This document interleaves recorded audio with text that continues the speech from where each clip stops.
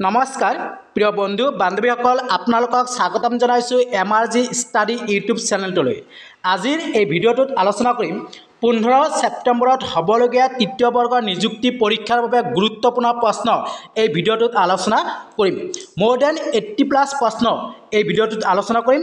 গতিকে প্ৰিয় বন্ধু বান্ধৱীসকল আপোনালোকে ভিডিঅ'টো স্কিপ নকৰাকৈ চাব, তেতিয়াহ'লে ভিডিঅ'টোত থকা প্ৰশ্নবোৰ ভালদৰে বুজি পাব আৰু আশা কৰোঁ এই ভিডিঅ'টোৱে আপোনালোকৰ ভৱিষ্যত জীৱন উজ্জ্বল কৰিব। গতিকে পলম নকৰি আমি ভিডিঅ'টোত থকা প্ৰশ্নবোৰ আলোচনা কৰিছোঁ। আজিৰ ভিডিঅ'টোৰ প্ৰথমটো প্ৰশ্ন হৈছে প্ৰশ্ন নম্বৰ 1, 2011 চনৰ লোকপিয়ল অনুসৰি অসমৰ মুঠ জনসংখ্যা কিমান? মোষ্ট ইম্পৰ্টেণ্ট প্ৰশ্ন। উত্তৰটো মনত ৰাখিব 3,11,69,272 জন। প্ৰশ্ন নম্বৰ 2, অসমৰ কোনখন জিলাত পুৰুষ মহিলাৰ অনুপাতৰ হাৰ সৰ্বাধিক? উত্তৰটো মনত ৰাখিব গোৱালপাৰা জিলাত। গোৱালপাৰা জিলাত পুৰুষ মহিলাৰ অনুপাতৰ হাৰ সৰ্বাধিক। কুৱেশ্যন নম্বৰ 3, অসমৰ জাতীয় সংগীতৰ নাম কি আৰু ইয়াৰ ৰচক কোন? মনত ৰাখিব এই প্ৰশ্নটো আহিবলগীয়া সম্ভাৱ্য আছে। অসমৰ জাতীয় সংগীতৰ নাম হৈছে অ মোৰ আপোনাৰ দেশ আৰু ইয়াৰ ৰচক হৈছে লক্ষ্মীনাথ বেজবৰুৱা। প্ৰশ্ন নম্বৰ 4, অসমৰ জাতীয় প্ৰতীক কি? আপোনালোকে জানে অসমৰ জাতীয় প্ৰতীক এশিঙীয়া গড়। প্ৰশ্ন নম্বৰ 5, অসমৰ কোনখন জিলাত গৰম পানীৰ উৎস আছে? উত্তৰটো মনত ৰাখিব গোলাঘাট। কুৱেশ্যন নম্বৰ 6, অসমৰ মুঠ মাটিকালি কিমান? উত্তৰটো মনত ৰাখিব 78,438 প্ৰায় বৰ্গ কিলোমিটাৰ। প্ৰিয় বন্ধু বান্ধৱীসকল, প্ৰশ্নবোৰ সহজ যেন লাগিলেও এনেকুৱা ধৰণৰ প্ৰশ্নবোৰেহে পৰীক্ষাত আহে। কুৱেশ্যন নম্বৰ 7, অসমৰ বিধানসভাৰ মুঠ আসনৰ সংখ্যা কিমান? উত্তৰটো মনত ৰাখিব 126খন। কুৱেশ্যন নম্বৰ 8, লোকসভাত অসমৰ সদস্যৰ সংখ্যা কিমান? উত্তৰ মনত ৰাখিব 14 জন। কুৱেশ্যন নম্বৰ 9, অসমৰ পৰা কিমানজন সদস্যক ৰাজ্যসভালৈ নিৰ্বাচিত কৰি পঠোৱা হয়? উত্তৰটো মনত ৰাখিব 7 জন। কিমানজন? 7 জন। কুৱেশ্যন নম্বৰ 10, গুৱাহাটী উচ্চ ন্যায়ালয়ৰ উচ্চ ন্যায়াধীশ কোন আছিল? উত্তৰ মনত ৰাখিব হৰিৰাম ডেকা। কুৱেশ্যন নম্বৰ 11, মষ্ট ইম্পৰ্টেণ্ট প্ৰশ্ন। এছিয়ান গেমছত সোণৰ পদক বিজয়ী প্ৰথম অসমীয়াজনৰ নাম কি? এছিয়ান গেমছত সোণৰ পদক বিজয়ী প্ৰথম অসমীয়াজনৰ নাম কি? ভোগেশ্বৰ বৰুৱা। ইম্পৰ্টেণ্ট প্ৰশ্ন। এনেকুৱা ধৰণৰ প্ৰশ্নবোৰ আহি থাকে পৰীক্ষাত। প্ৰিয় বন্ধু বান্ধৱীসকল, ভিডিঅ'টো ভাল লাগিলে লাইক কৰিব, কমেণ্ট কৰিব, যিমানে পাৰে ফ্ৰেণ্ডক শ্বেয়াৰ কৰি দিব, ছাবস্ক্ৰাইব কৰিব আৰু কাষতে থকা ছাবস্ক্ৰাইব বেলটো ক্লিক কৰি দিব। কুৱেশ্যন নম্বৰ 12, জ্ঞানপীঠ বঁটা বিজয়ী প্ৰথম অসমীয়াজনৰ নাম কি? জ্ঞানপীঠ বঁটা বিজয়ী প্ৰথম অসমীয়াজনৰ নাম কি? উত্তৰ doctor Birendra Kumar Bhattacharya. Question number 13, ভাৰতবৰ্ষৰ ৰাষ্ট্ৰপতি হোৱা প্ৰথম অসমীয়াজনৰ নাম কি? উত্তৰ ডক্টৰ ফখৰুদ্দিন আলি আহমেদ। মনত ৰাখিব ভাৰতৰ ৰাষ্ট্ৰপতি হোৱা প্ৰথম অসমীয়াজনৰ নাম কি? Doctor Fakhruddin Ali Ahmed. Question number 14, প্ৰথম অসমীয়া স্নাতক আৰু ICS বিষয়াজনৰ নাম কি? উত্তৰ মনত ৰাখিব আনন্দৰাম বৰুৱা।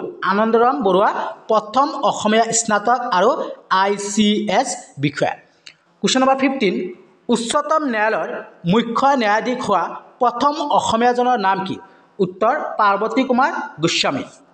কুৱেশ্যন নম্বৰ 16, প্ৰথম অসমীয়া চলচ্চিত্ৰ নিৰ্মাতাজনৰ নাম কি? ইম্পৰ্টেণ্ট প্ৰশ্ন। উত্তৰ জ্যোতিপ্ৰসাদ আগৰৱালা। জ্যোতিপ্ৰসাদ আগৰৱালা প্ৰথম অসমীয়া চলচ্চিত্ৰ নিৰ্মাতা। কুৱেশ্যন নম্বৰ 17, ব্ৰিটিছ চৰকাৰৰ পৰা ছাৰ উপাধি লাভ কৰা প্ৰথম অসমীয়াজনৰ নাম কি? উত্তৰ ছাৰ ছৈয়দ ছাদুল্লা।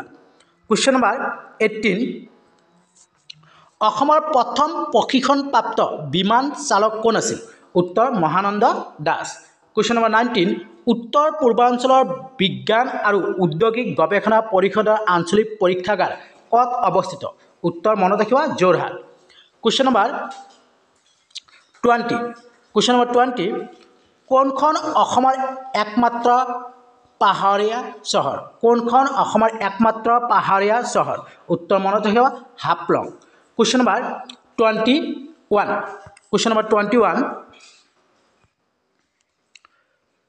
উজনি অসমৰ কোনখন চহৰক অৰুণাচল প্ৰদেশৰ বহুতো জিলাৰ দুৱাৰমুখ বুলি কোৱা হয় উত্তৰটো মনত ৰাখিব Dibrugarh Dibrugarh question number 29 question number 29 কোনখন ঠাইক মানচেষ্টাৰ অফ ইষ্ট নামে জনা যায় উত্তৰ মাজুলী কোৱেশ্চন নম্বৰ 30 শিৱসাগৰৰ তলাতল ঘৰ কোন চনত নিৰ্মাণ কৰা হৈছিল উত্তৰ 1765 চনত কোৱেশ্চন নম্বৰ 31 ৰংঘৰ কোনে সাজিছিল উত্তৰ প্ৰমত্ত সিংহই কোৱেশ্চন নম্বৰ 32 অসম ৰাজ্যিক সংগ্ৰহালয় ক'ত অৱস্থিত উত্তৰ গুৱাহাটী কোৱেশ্চন নম্বৰ 33 অসমৰ কোনখন ঠাইত তৈল নগৰী নামে জনা যায় উত্তৰ ডিগবৈ কোৱেশ্চন নম্বৰ 34 ৰাজেশ্বৰ সিংহই কাৰেংঘৰ কিমান চনত নিৰ্মাণ কৰিছিল উত্তৰ 1752 চনত প্ৰিয় বন্ধু বান্ধৱীসকল ভিডিঅ'টোত যদি কিবা ভুল ভ্ৰান্তি হৈ থাকে নিজৰ বুলি ক্ষমা কৰি দিব কোৱেশ্চন নম্বৰ 35 গুৱাহাটী বিশ্ববিদ্যালয়ৰ পৰা ডক্টৰেট ডিগ্ৰী লাভ কৰা প্ৰথমজন অসমীয়া কোন গুৱাহাটী বিশ্ববিদ্যালয়ৰ পৰা ডক্টৰেট ডিগ্ৰী লাভ কৰা প্ৰথমজন অসমীয়া কোন মোষ্ট ইম্পৰ্টেণ্ট প্ৰশ্ন doctor Satyendra Nath Sharma question number 36 Navagraha মন্দিৰটো গুৱাহাটীৰ কোন পাহাৰত অৱস্থিত আপোনালোকে জানে চিত্ৰাচল পাহাৰত নৱগ্ৰহ মন্দিৰটো আছে কোৱেশ্চন নম্বৰ 37 শিৱদৌল বিষ্ণুদৌল আৰু দেৱীদৌল একেলগে অসমৰ কোন ঠাইত অৱস্থিত উত্তৰ শিৱসাগৰ কোৱেশ্চন নম্বৰ 38 প্ৰখ্যাত উমানন্দ মন্দিৰটো কোন চনত স্থাপিত হৈছিল উত্তৰ 1694 চনত কোৱেশ্চন নম্বৰ 39 ভস্মাচল পাহাৰত কি মন্দিৰ অৱস্থিত উত্তৰ উমানন্দ কোৱেশ্চন নম্বৰ 40 কামাখ্যা মন্দিৰ পুনৰ নিৰ্মাণ কেতিয়া কৰা হৈছিল কামাখ্যা মন্দিৰ পুনৰ নিৰ্মাণ কেতিয়া কৰা হৈছিল উত্তৰ মনত ৰাখিব 1665 চনত কোৱেশ্চন নম্বৰ 41 কামাখ্যা মন্দিৰটো গুৱাহাটীৰ কোন পাহাৰত অৱস্থিত উত্তৰ নীলাচল পাহাৰত কোৱেশ্চন নম্বৰ 42 পঞ্চপীৰৰ দৰগাহ অসমৰ ক'ত অৱস্থিত উত্তৰ ধুবুৰী মনত ৰাখিব পঞ্চপীৰৰ দৰগাহ অসমৰ ধুবুৰী জিলাত অৱস্থিত আছে কোৱেশ্চন নম্বৰ 43 মহাভৈৰৱ মন্দিৰ ক'ত অৱস্থিত উত্তৰ তেজপুৰ কোৱেশ্চন নম্বৰ 44 নৱগ্ৰহ মন্দিৰটো কোন চনত নিৰ্মাণ কৰা হৈছিল উত্তৰ 1752 চনত কোৱেশ্চন নম্বৰ 45 শুক্ৰেশ্বৰ মন্দিৰটো কোন চনত নিৰ্মাণ কৰা হৈছিল উত্তৰ প্ৰমত্ত সিংহই নিৰ্মাণ কৰিছিল 1744 চনত কোৱেশ্চন নম্বৰ 46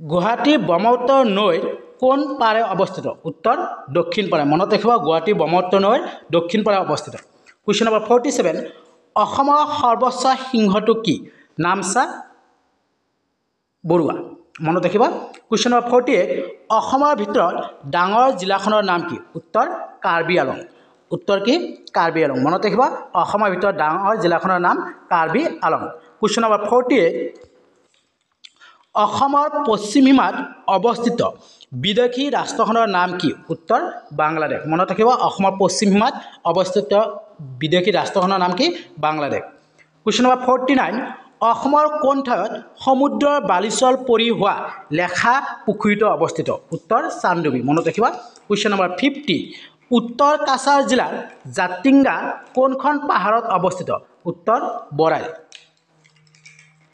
কোৱেশ্চন নম্বৰ 51 অসমৰ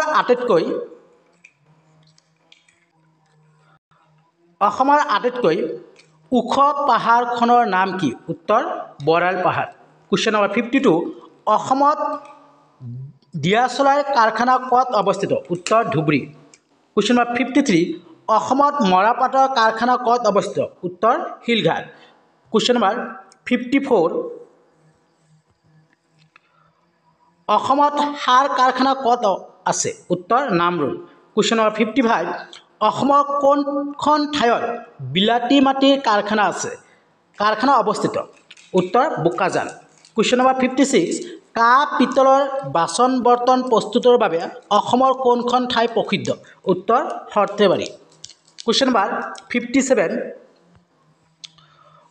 অসমৰ চাহ শিল্পৰ কেন্দ্ৰ বুলি কোনখন ঠাইক কোৱা হয় উত্তৰ চাবুৱা কোৱেশ্চন নম্বৰ 58 অসমৰ কোনখন ঠাইত কয়লা চালিত তাপ বিদ্যুৎ শক্তি কেন্দ্ৰ আছে উত্তৰ বঙাইগাঁও কোৱেশ্চন নম্বৰ 59 ইম্পৰ্টেণ্ট প্ৰশ্ন অসমৰ গাতে লাগি থকা চাৰিখন বিদেশী ৰাষ্ট্ৰৰ নাম কি কি এই চাৰিখন বিদেশী ৰাষ্ট্ৰৰ নাম আপোনালোকে মনত ৰাখিব বাংলাদেশ म्यांमार ভূটান আৰু চীন দেশ কোৱেশ্চন নম্বৰ 60 হিউৱেন চাং অসমলৈ অহাৰ সময়ত কামৰূপৰ ৰজা কোন আছিল উত্তৰ কুমাৰ ভাস্কৰ বৰ্মন কুমাৰ ভাস্কৰ বৰ্মন হিউৱেন চাং যেতিয়া অসমলৈ আহিছিল তেতিয়া কামৰূপৰ ৰজা আছিল কুমাৰ ভাস্কৰ বৰ্মন মনত ৰাখিবা কোৱেশ্চন নম্বৰ 61 কোন চনত অসমীয়া ভাষাটোৱে ৰাজ্যিক ভাষাৰূপে স্বীকৃতি পাইছিল উত্তৰটো মনত ৰাখিবা 1961 চনত কোৱেশ্চন নম্বৰ 62 কেতিয়া অসমত প্ৰথম ৰেল সেৱা প্ৰৱৰ্তন কৰা হৈছিল উত্তৰ 1882 চনত মনত ৰাখিব কোৱেশ্চন নম্বৰ 63 কোন চনত মহাত্মা গান্ধী অসমলৈ আহিছিল 1921 চনত মহাত্মা গান্ধীয়ে অসমলৈ আহিছিল কোৱেশ্চন নম্বৰ 64 অসম বিধানসভাৰ প্ৰথম অধ্যক্ষ কোন আছিল উত্তৰ Basanta Das question number 65 Assam association কোন চনত গঠিত হৈছিল উত্তৰ 1905 চনত কোৱেশ্চন নম্বৰ 66 অসমত কোন চনত চাহ আৱিষ্কাৰ হৈছিল উত্তৰ 1823 চনত কোৱেশ্চন নম্বৰ 67 অসমত আহোম সাম্ৰাজ্যৰ প্ৰতিষ্ঠাপক কোন আছিল উত্তৰ চুকাফা কোৱেশ্চন নম্বৰ 68 চুতীয়া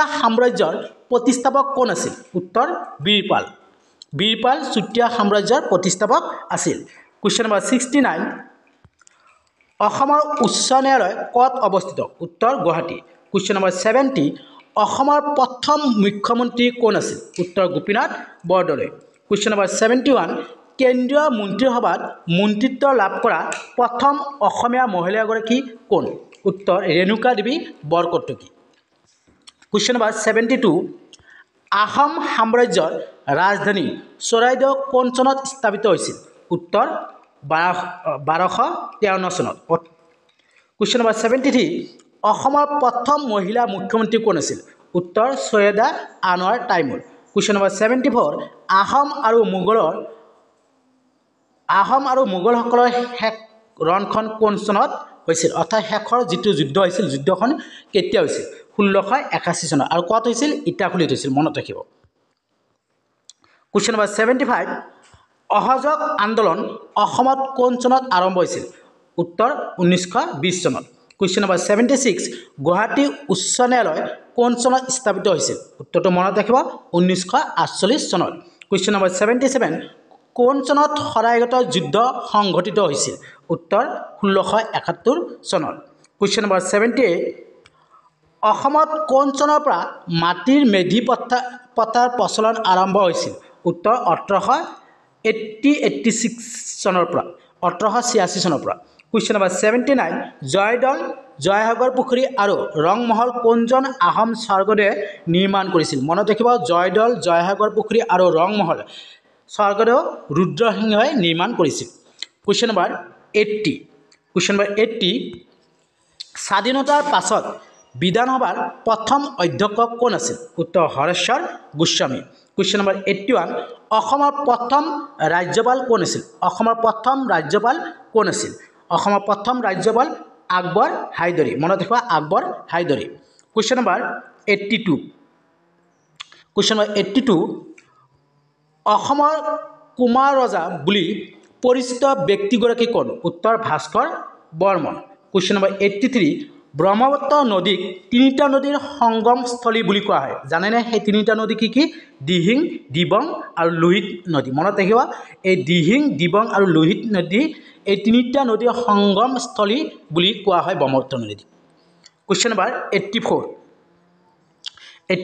আহোম আৰু মোগলৰ মাজত শেষ যুদ্ধখন কোন চনত হৈছিল আৰু ক'ত হৈছিল যুদ্ধটো হৈছিল 1681 চনত আৰু ইটাখুলি নামৰ ঠাইত আহোম আৰু মোগলৰ মাজৰ শেষৰখন যুদ্ধ হৈছিল মনত ৰাখিব প্ৰিয় বন্ধু বান্ধৱীসকল ভিডিঅ'টোত কিবা ভুল ভ্ৰান্তি হ'লে নিজৰ বুলি ক্ষমা কৰি দিব আৰু ভিডিঅ'টো ভাল লাগিলে লাইক কৰিব কমেণ্ট কৰিব যিমানে পাৰে ফ্ৰেণ্ডক শ্বেয়াৰ কৰি দিব ছাবস্ক্ৰাইব কৰিব আৰু কাষত থকা ছাবস্ক্ৰাইব বেলটো বজাই ৰাখিব আৰু ইয়াৰ পিছত মই আপোনালোকৰ বাবে পৰৱৰ্তী ভিডিঅ'টো লৈ আহি আছোঁ আজিলৈ এইখিনিতে ধন্যবাদ